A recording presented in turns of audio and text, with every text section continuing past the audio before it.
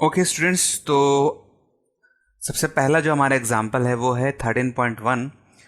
तो पहला एग्जाम्पल क्या बोलता है इसको हम लोग अच्छे से समझते हैं, उसके बाद पूछ देखेंगे कि ये क्या पूछ रहा है हमसे, क्या हमसे जानने की कोशिश कर रहा है ये क्वेश्चन। ठीक है, तो क्वेश्चन में क्या क्या दिया हुआ है सबसे पहले इसको समझिए। क्वेश्चन में दिया है the density of water is 1000 kg पर मीटर क्यूब। पहला डेंसिटी दे दिया पानी का, लिक्विड, जो कि लिक्विड स्टेट में है। ठीक है, सेकेंड दिया density of water vapour eight 100 degree Celsius and 1 atm pressure is 0.6 kg पर मीटर क्यूब। और दूसरा दिया है डेंसिटी जो कि वेपर स्टेट में है, वाटर जो है हमारा वेपर स्टेट में जा चुका है क्योंकि वो 100 डिग्री सेल्सियस तक पहुंच चुका है। पर इसमें एक चीज़ ध्यान देने वाली बात है कि इसका जो प्रेशर है, ये आपको जो प्रेशर दिख रहा है यहाँ पास में, वो 1 atm को कांस्टेंट रखना है, इसको बढ़ने नहीं देना है। ठीक है, फिर इसके बाद बोल रहा है the volume of the molecules multiply by the total number gives. जो भी वॉल्यूम आएगा वो वाटर मॉलिक्यूल्स जो हमारे हैं यहाँ पास में, उनका मल्टीप्लाई कर देंगे नंबर ऑफ वाटर मॉलिक्यूल्स से।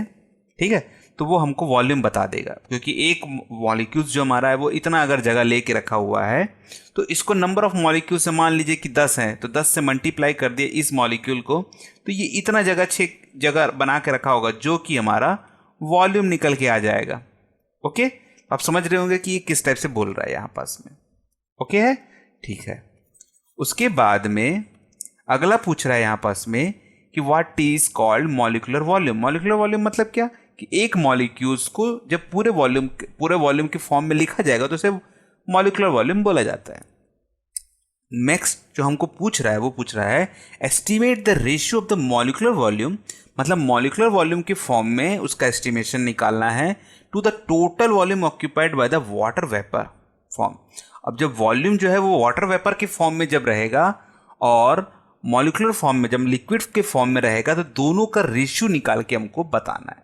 ठीक है, ठीक, तो निकालना क्या हमको, रेशियो निकालना है किसका, वॉल्यूम ऑफ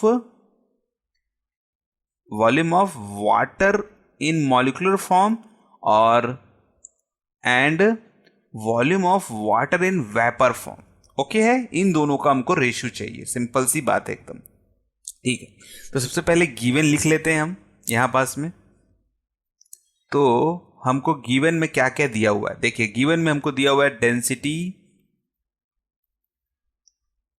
ऑफ वाटर जो कि लिक्विड स्टेट में है, याद रखिएगा लिक्विड स्टेट में है। तो इसका लिक्विड स्टेट में कितना होता है, 1000 kg पर मीटर क्यूब। ओके है। सेकंड बोला हमको डेंसिटी ऑफ वाटर वेपर, तो सेम डेंसिटी तो रहने वाला है, जो वाटर है वो वेपर फॉर्म में है, मतलब कि गैसियस फॉर्म में चला चुका है। इसका डेंसिटी जो दिया गया है वो है 0.6 kg पर मीटर क्यूब। ठीक है, अब इसको थोड़ा सा समझिएगा ध्यान से। यहाँ पास में मान लीजिए कि हमारे पास में एक कंटेनर है यहाँ पास में, और इस कंटेनर में वाटर है, हमारा पानी है। ठीक है, जो कि काफ़ी पास में है, इसकी जो मॉलिक्यूल्स हैं। अब इनका जो डेंसिटी है इसके कंटेनर के हिसाब से वो 1000 kg पर मीटर क्यूब के हिसाब से ये जगह ले रहे हैं। ठीक है, अब क्या हुआ कि मैंने इसको एक्सटर्नल एनर्जी दे दिया यहाँ पास में। अब मैंने इसको एक्सटर्नल एनर्जी दिया तो इसके जो वाटर मॉलिक्यूल्स है ये कुछ एनर्जी को एक्वायर्ड करेंगे, लेंगे।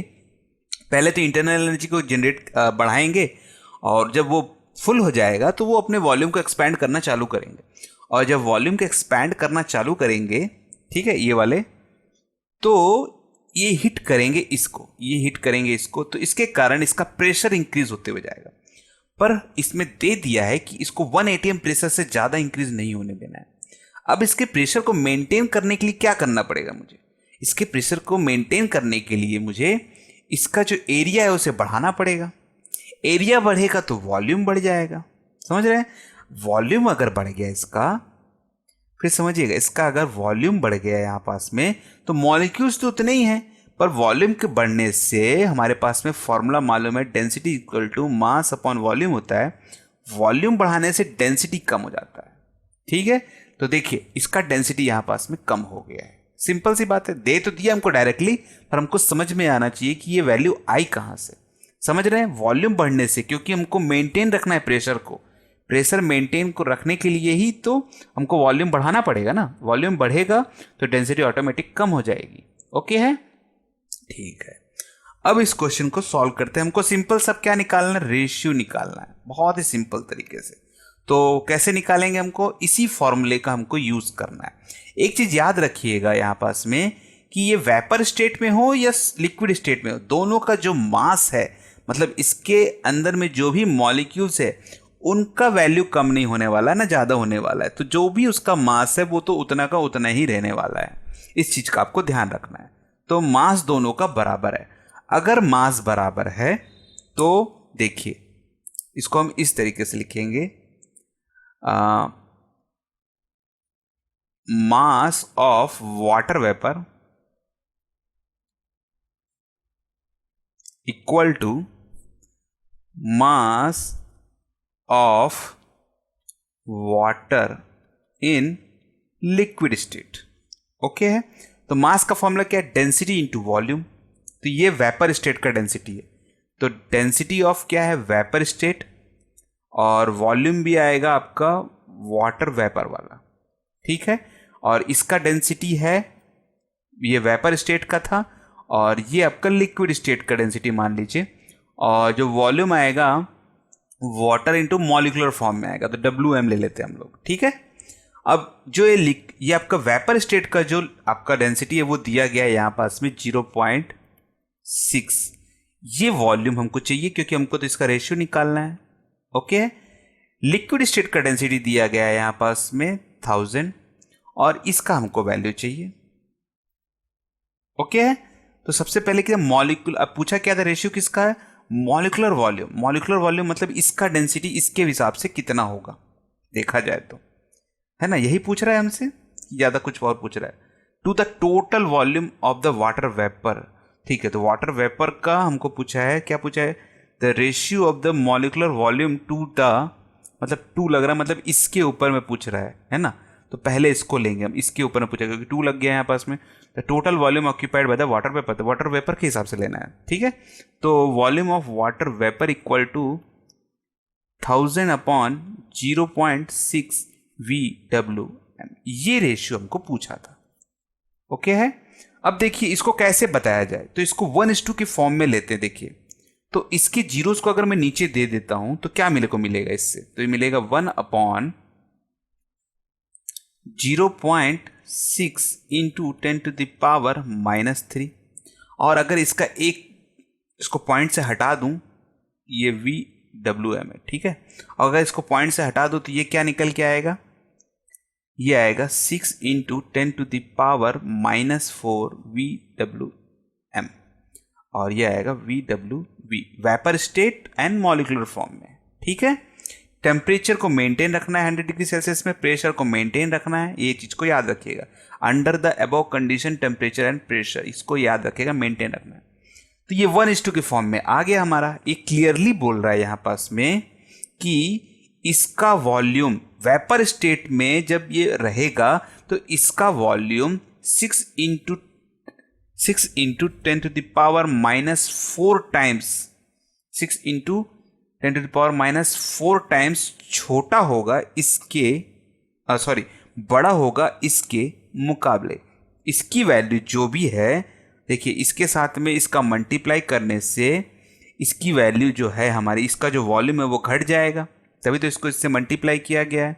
तो क्लियरली हमको ये पता चल जाता है इससे कि जो वेपर स्टेट में रहेगा तो इसका वॉल्यूम बढ़ जाएगा। इसको अगर ऊपर भेजते हैं आप तो इसका जो रेशियो आता है वो अराउंड 1/6 है ना, तो इसको आप ऐसे भी लिख सकते हैं। इसका एक जीरो अगर ऊपर दे दें तो 10/6, और इसको 10⁻³ के फॉर्म में भी लिखते हैं। इसका मल्टीप्लाई करेंगे, इसके साथ में डिवाइड करेंगे, इसकी वैल्यू 1.67 आती है, और यह आएगा VWM।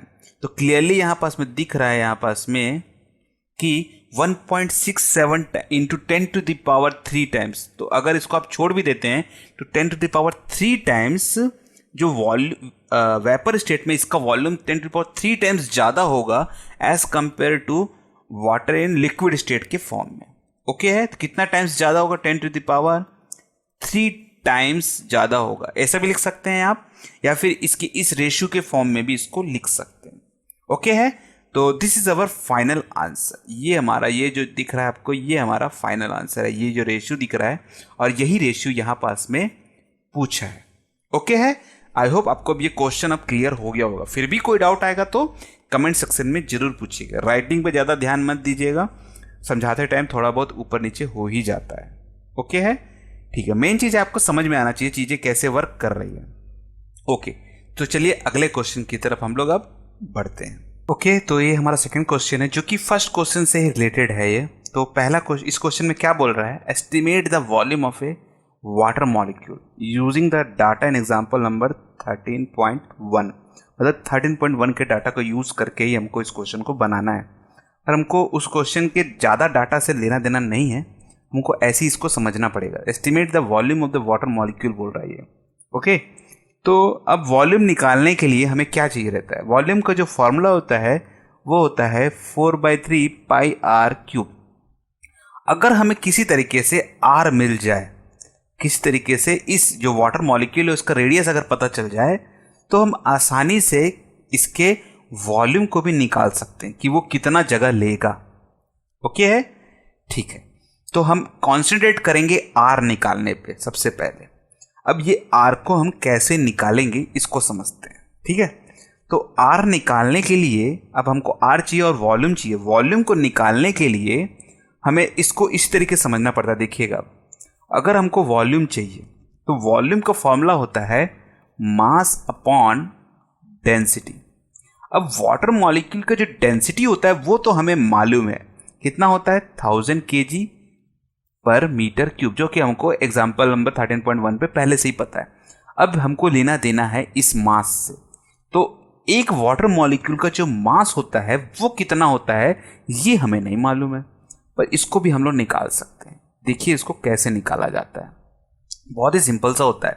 एक अगर वाटर मॉलिक्यूल को लिया जाए तो वाटर मॉलिक्यूल्स में होता क्या है, H2O यही होता है। अब इसमें 2 हाइड्रोजन और 1 ऑक्सीजन है। एक हाइड्रोजन का जो मॉलिक्यूलर मास होता है वो होता है 1, तो 2 हो गए तो कितना हो गया, 1 + 1 2 हो गया, ठीक है, 2U।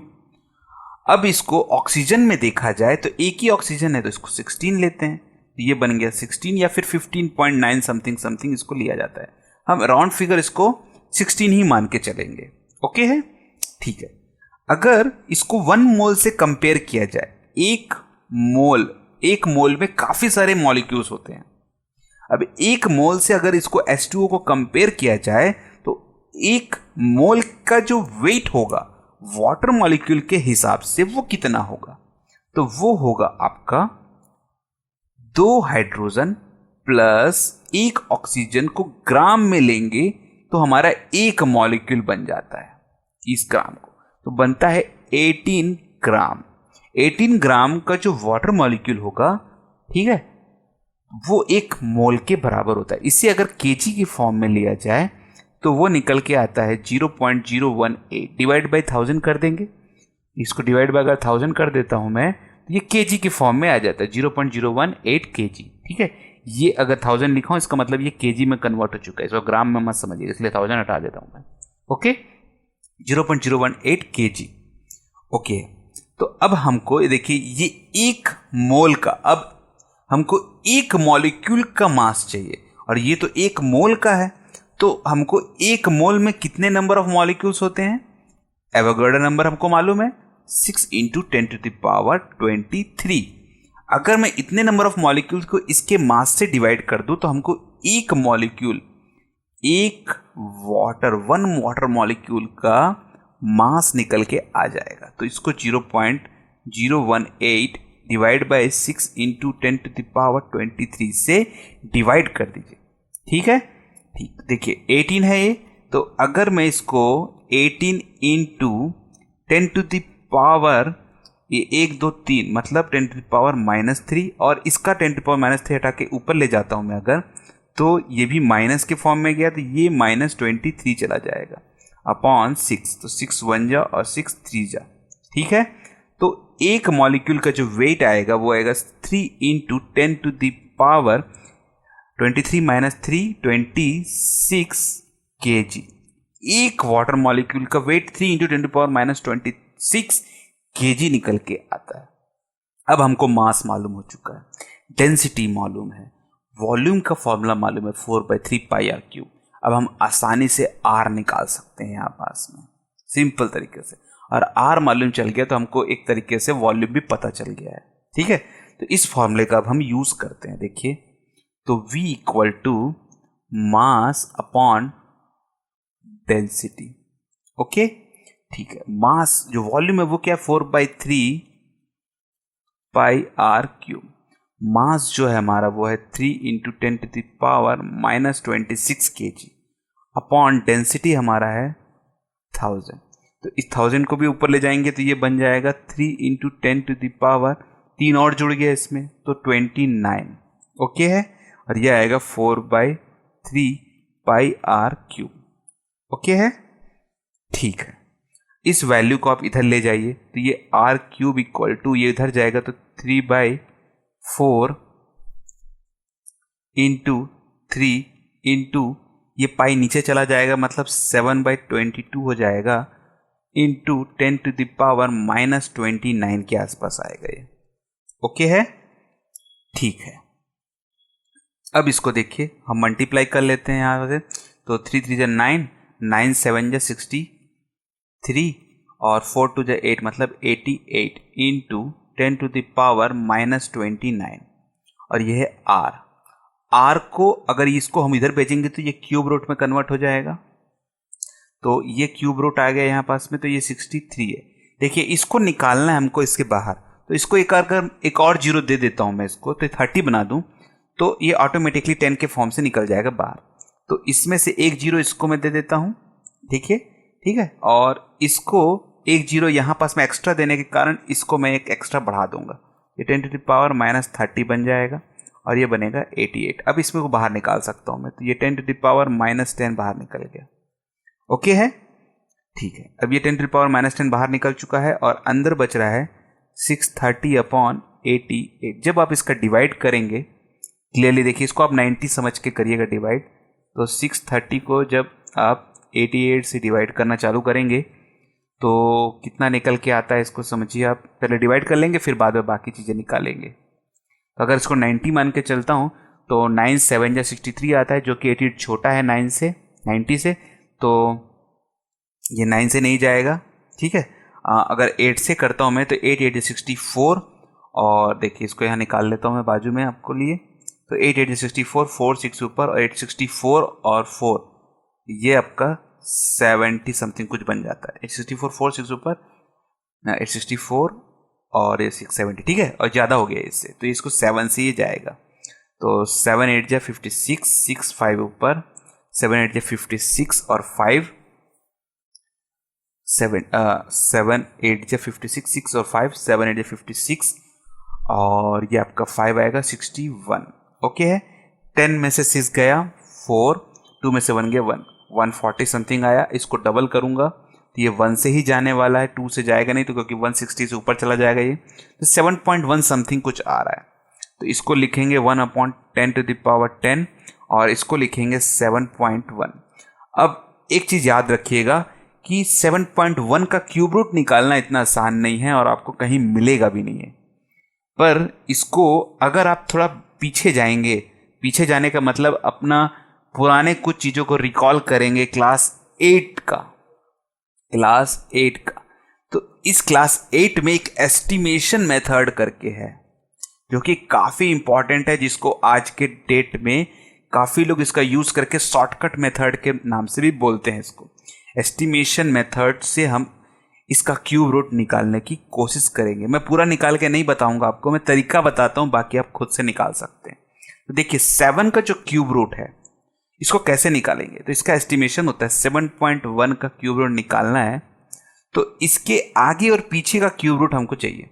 तो 7 के आगे का क्यूब रूट होता है 8 और 8 का क्यूब होता है, किसका क्यूब होता है 8, 2 का होता है। 8 के बाहर वाला आगे वाला नंबर 8 होता है और 8 का क्यूब रूट होता है 2, तो ये हो गया 2 निकल के आ गया, और 2 के पिछले वाला होता है 1, तो 1 और 2 के बीच में 7.1 का क्यूब रूट निकल के आएगा।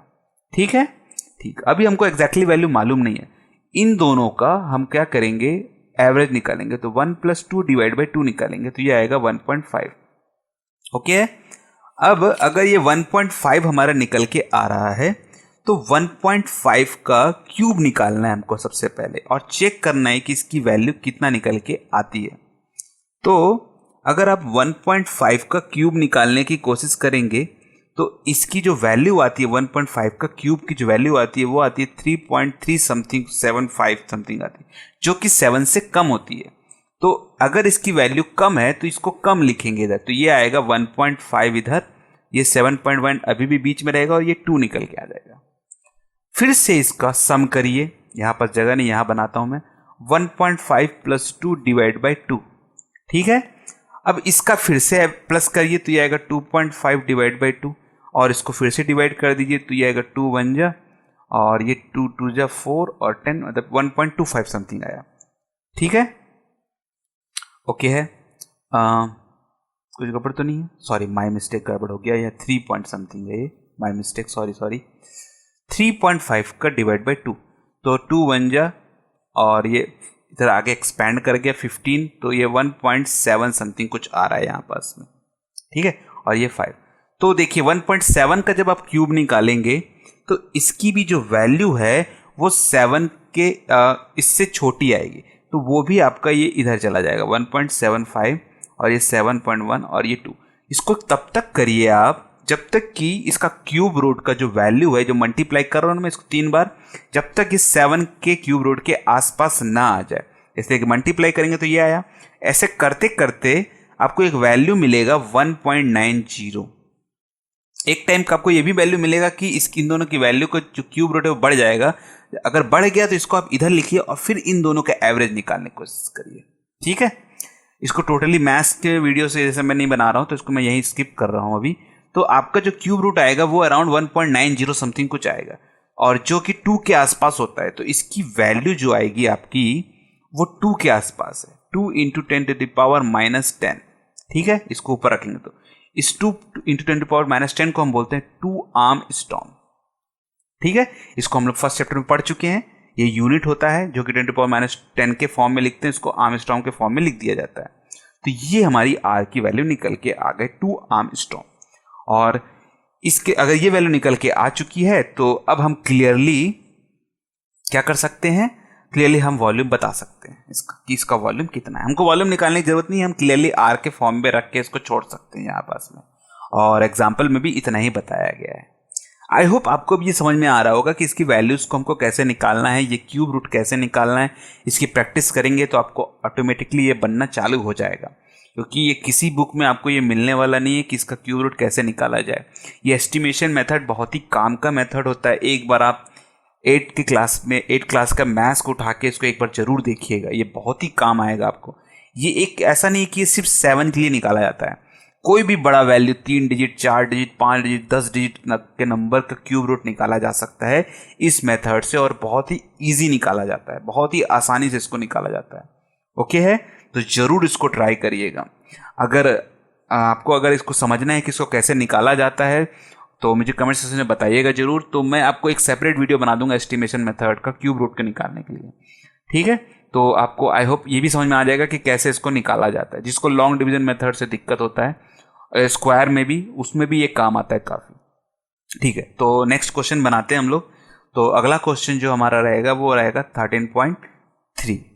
ओके स्टूडेंट्स, तो अगला क्वेश्चन है हमारा एग्जाम्पल नंबर 13.3।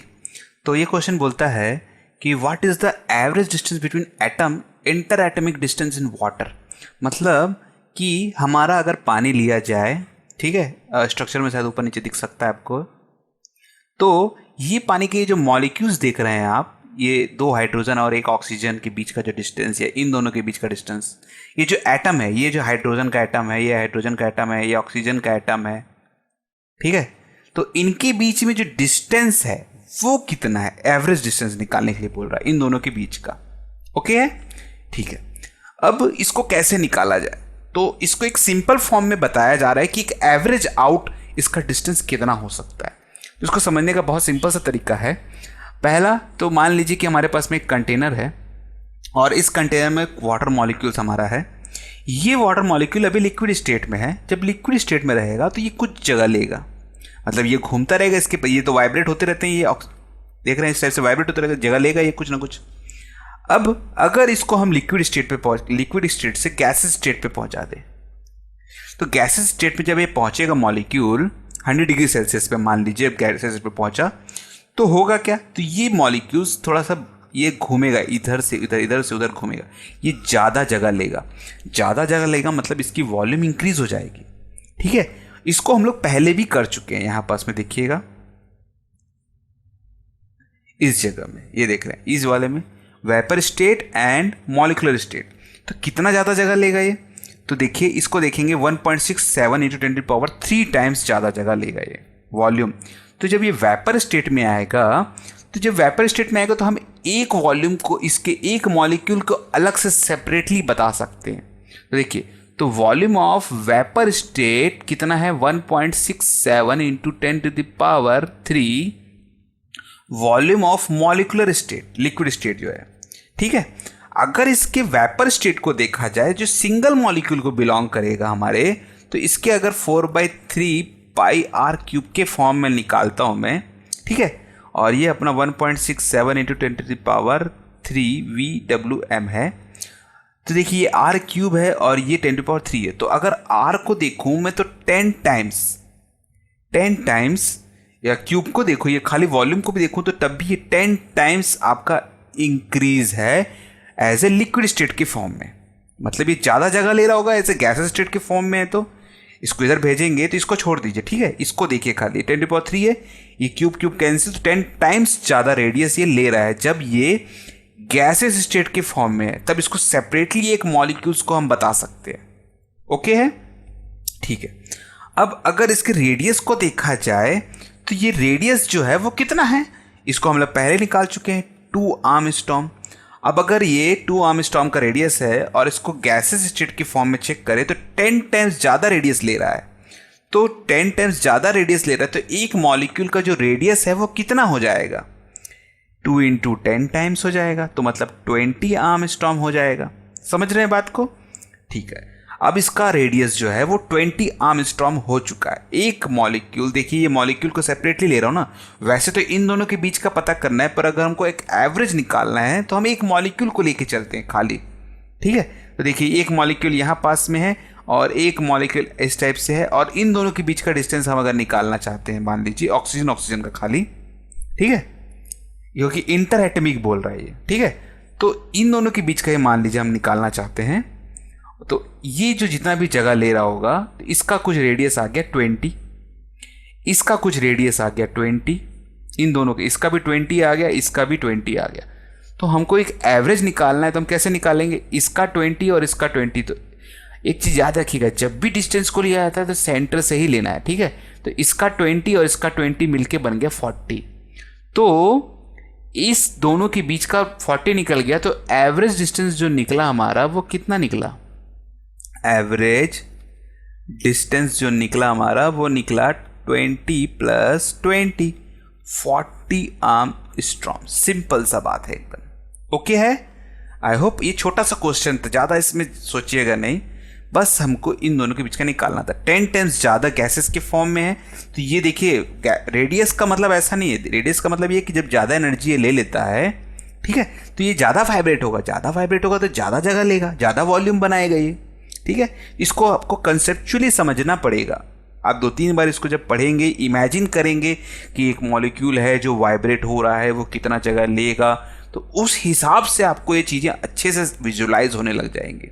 ठीक है, तो आप विजुलाइज करिए और इसको समझने की भी कोशिश करिए। कोई डाउट आएगा तो कमेंट सेक्शन में आप जरूर पूछिए। ओके है, ठीक है, तो चलिए अगले क्वेश्चन की तरफ बढ़ते हैं और इस वीडियो को भी हम क्लोज करेंगे। ओके स्टूडेंट्स, तो ये हमारा लास्ट क्वेश्चन है। क्वेश्चन बोलता है 13.4 का, a vessel contain 2 non reactive gases. अब एक कंटेनर मान लीजिए, वेसल मान लीजिए, जिसमें 2 नॉन रिएक्टिव गैसेस है, पहला नियॉन और दूसरा है ऑक्सीजन। तो एक कंटेनर मान लीजिए यहाँ पास में है हमारा, और इसमें नियॉन है और ऑक्सीजन है। ओके, इसमें बोल रहा है the ratio of the partial pressure is 3:2, मतलब ये नियॉन और ऑक्सीजन का जो रेशियो है वो 3:2 का रेशियो है। अब पार्शियल प्रेशर का मतलब क्या होता है, पार्शियल प्रेशर का मतलब ये होता है कि जो इसका वॉल्यूम है इसमें कोई भी चेंज नहीं आएगा। इसमें नियॉन जब रखेंगे तो नियॉन पार्शली इस वॉल्यूम पे कितना प्रेशर बनाएगा इतने वॉल्यूम पे, और ऑक्सीजन को भी सेम वॉल्यूम पे रखेंगे तो कितना प्रेशर बनाएगा, इसलिए 3:2 के फॉर्म में ये है। मतलब नियॉन को खाली रखेंगे तो 3 रखेगा और खाली ऑक्सीजन को रखेंगे तो 2 रखेगा। ये हमारा रेशियो निकल के आता है। पार्शियल प्रेशर का टॉपिक अगर समझ में नहीं आता है तो मेरा बिहेवियर ऑफ गैस का टॉपिक या पार्शियल प्रेशर का मैं टॉपिक को लिंक में डाल दूंगा, तो आप उसमें देख सकते हैं। क्वेश्चन पूछ रहा है रेशियो नंबर ऑफ मॉलिक्यूल, सबसे पहले पूछ रहा है नंबर ऑफ मॉलिक्यूल्स कितने हैं, और दूसरा पूछ रहा है डेंसिटी कितना है। बहुत ही सिंपल सा है, इसमें मास दे दिया नियॉन का और ऑक्सीजन का। तो इसके लिए एक सिंपल सा हमारे पास में फॉर्मूला है, फॉर्मूला पार्शियल प्रेशर का है। तो इसके लिए हम आइडियल गैस का इक्वेशन का यूज करेंगे। देखिए P1V इक्वल टू μ1 RT। इसमें टेम्परेचर कांस्टेंट है, R कांस्टेंट है, μ1 इज फॉर मोल, ये मोल को बिलोंग करता है। तो नंबर ऑफ मोल्स नियॉन के अलग होंगे, ऑक्सीजन के अलग होंगे, इसलिए इसको μ1 से लिया गया है। वॉल्यूम कांस्टेंट है दोनों में, इसलिए V को कांस्टेंट रखा गया है, और प्रेशर अलग अलग दोनों डिफाइन करेंगे, इसलिए इसको P1 के फॉर्म में रखा गया है। तो इसको आप N के लिए मान लीजिए, नियॉन के लिए मान लीजिए, और P2V इक्वल टू μ2 RT को हम ऑक्सीजन के फॉर्म में रख लेते हैं। ठीक है, दोनों का रेशियो निकालेंगे तो P1V अपॉन P2V, देखिए इससे हमारा पार्शियल प्रेशर निकल जाएगा, और μ1 RT अपॉन μ2 RT, ये कैंसिल, P1 अपॉन P2 आएगा 3/2 और μ1 अपॉन μ2 निकल के आ जाएगा, जो कि मोल फॉर्म में है। ये μ1 अपॉन μ2 मोल के फॉर्म में होता है, और इसका एक बहुत ही अच्छा इक्वेशन है जो बिहेवियर ऑफ गैस के टॉपिक में लिया गया है। तो फॉर्मूला होता है μ equal to m upon m0, ये होता है मास ऑफ एनी सब्सटेंस जो भी लेंगे, अगर नियॉन लेते तो नियॉन का मास, और ये होगा मोलर मास। ठीक है, मोलर मास की जरूरत हमको पड़ने वाली है, क्योंकि यही तो दिया गया है। ये देख रहे हैं मोलर मास, यही है मॉलिक्यूल का जो मास है, मोलर मास देख रहे हैं, ये जरूरत हमको पड़ेगा इस मास की। और एक फॉर्मूला है हमारा N1 अपॉन Na, ये होता है नंबर ऑफ मॉलिक्यूल्स, जो कि ये है, और Na हमारा एवोगाड्रो नंबर है। ठीक है, तो इन दोनों की हमको जरूरत पड़ने वाली है, इसीलिए हमको म्यू निकाले यहाँ पास में, और इसी से हमारा रेशियो भी निकलने वाला है। तो हम सबसे पहले नंबर ऑफ मॉलिक्यूल्स के निकालते हैं। तो μ1 upon μ2 equal to N1 upon Na upon N2, oxygen के लिए निकालेंगे Na। नंबर ऑफ जो एवोगाड्रो नंबर है वो तो सेम रहने वाला है, उसमें कोई चेंज नहीं आएगा। तो N1 अपॉन Na, और ये Na ऊपर चला जाएगा, और ये आएगा N2, ये कैंसिल, हमारे पास में आएगा N1 upon N2। N1 upon N2 और μ1 अपॉन μ2 सेम दिख रहा है, इसीलिए इसको लिख सकता हूँ 3:2। सिंपल तरीके से निकल गया हमारा नंबर ऑफ मॉलिक्यूल का रेशियो जो है 3:2। अब हमको चाहिए डेंसिटी। डेंसिटी के लिए हमारे पास में क्या फॉर्मूला है? डेंसिटी के लिए फॉर्मूला होता है हमारा मास अपॉन वॉल्यूम, यही होता है फॉर्मूला तो हमारे पास में, और कोई तो फॉर्मूला है नहीं, जिसमें ये जो मास, ये वॉल्यूम जो है ये तो कांस्टेंट है, इसको हम डिलीट कर सकते हैं। अब डेंसिटी की बात आती है, तो नियॉन के लिए डेंसिटी को ρ1 रख लीजिए, और ऑक्सीजन के लिए ρ2 रख लीजिए। इसके लिए जो मोल आएगा इसको 1 ले लीजिएगा, और इसके लिए जो आएगा इसको 2 रख लीजिएगा। वॉल्यूम तो सेम रहने वाला है, ओके है, ठीक है। ये मोलर का फॉर्म है, याद रखिएगा, जो कि m0 से लिया जाता है, तो मैं 0 के फॉर्म में ही इसको लेते हुए चलूंगा। तो फॉर्मूला कौन सा यूज करने वाले हैं? ये वाला। तो देखिए कैसे निकालने वाले हैं हम इसको। तो सबसे पहले मैं इसको इसके फॉर्म में ले लेता हूँ, m0 के फॉर्म में इसको निकाल लेता हूँ। देखिए, तो μ1 अपॉन μ2 इक्वल टू ये कैप, इसको मैं छोटा m ले लेता हूँ, ज़्यादा अच्छा रहेगा ये।